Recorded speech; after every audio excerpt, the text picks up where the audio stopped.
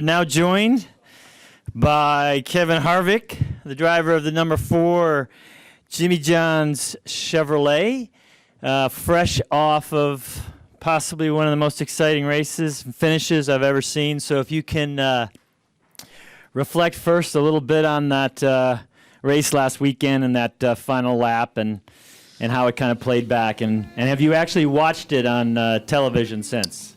Yeah, I've definitely seen it. Obviously, it's still you wonder how things are that play out like that actually happen. But obviously, now that I know more of the situation and know how the guys behind us had tires, obviously we were definitely in more of a defensive position than I ever asked or was told. But at that point, it didn't really matter. So, wound up being a great finish. We had a great car. Obviously, we had the dominant car the last 150 laps or so, and it wound up being really close with a strategy call. But I think in the end, that's really what the soft tires, low downforce, and when you pit, you want it to matter and make a decision. To see the strategies play out. So in the end, it was a great day, and glad to get the win out of the way.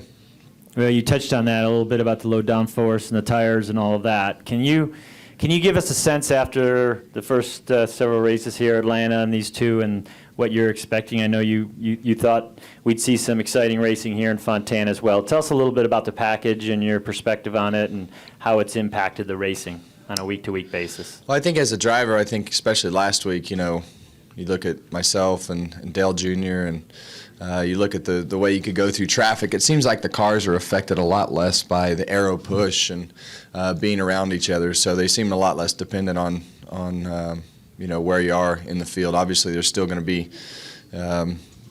they're still not going to be as good as they were if you were the lead car. But I think we've definitely made some headway. I think there's obviously a lot of notes that have been gathered, and I think from a driver's standpoint, I think this is the race we've all been looking forward to the most.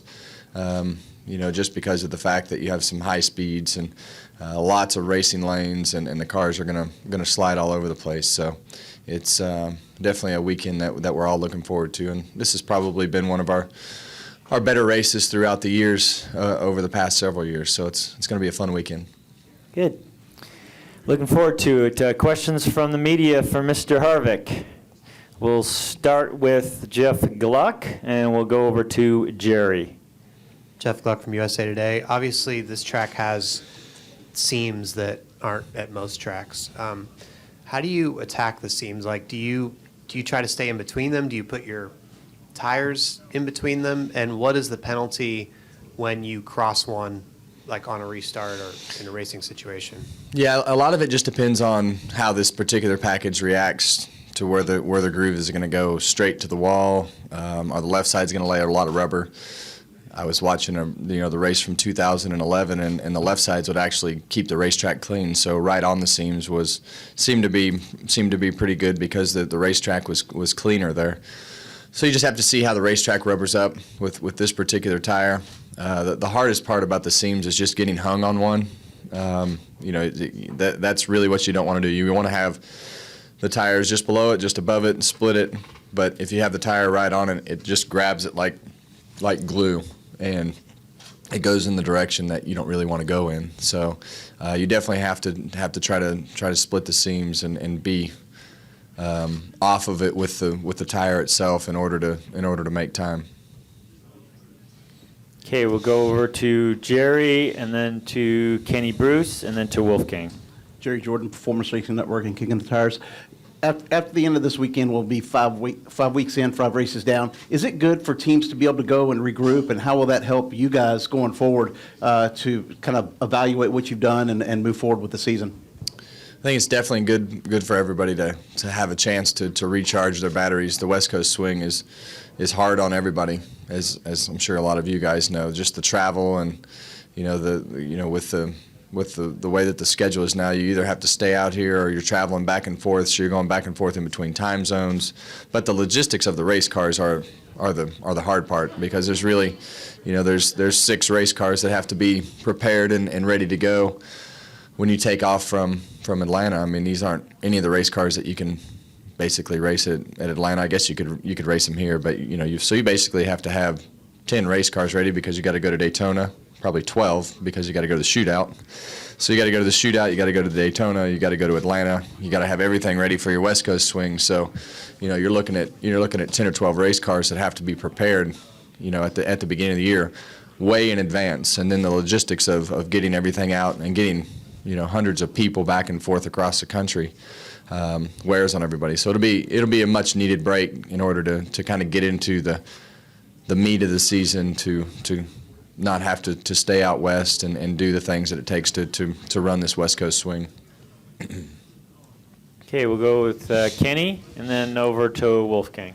Kenny Bruce with NASCAR.com. Kevin, how much difference does the speed and the layout here make as far as, are you guys going to be lifting going into the turns here like you would do at some of the other tracks, or is it, we're really not going to have to? How is that going to play into this whole package? Oh, you're going to have to lift a lot. And I think you're going to have, you're probably going to have 3 seconds of fall off, maybe more, as you go through the run because the tires just fall off so fast. So you're going to have a lot of straightaway speed because of the low drag.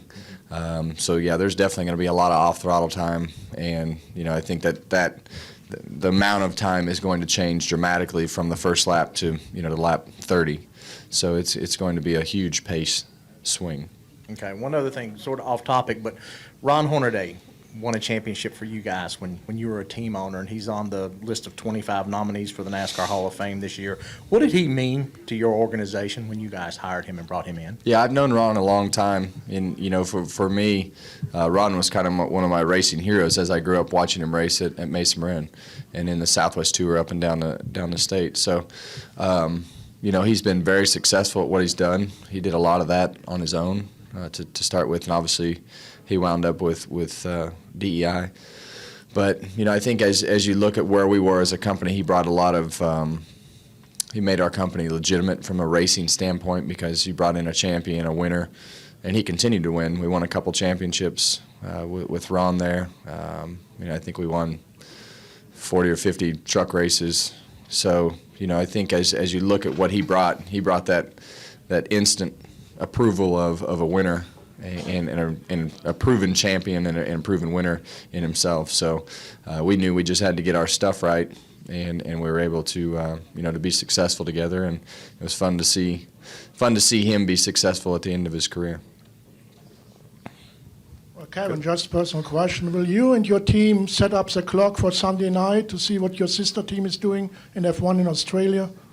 Man, the time change is so much different. I was watching the Twitter feed, and they were out there practicing and doing all the sliding into the gravel pit I saw one time. So yeah, we're definitely keeping up with it. I don't know that it'll definitely probably be on the DVR though, so I don't think it'll be live, but we'll definitely be watching. All right, any final question for Mr. Harvick?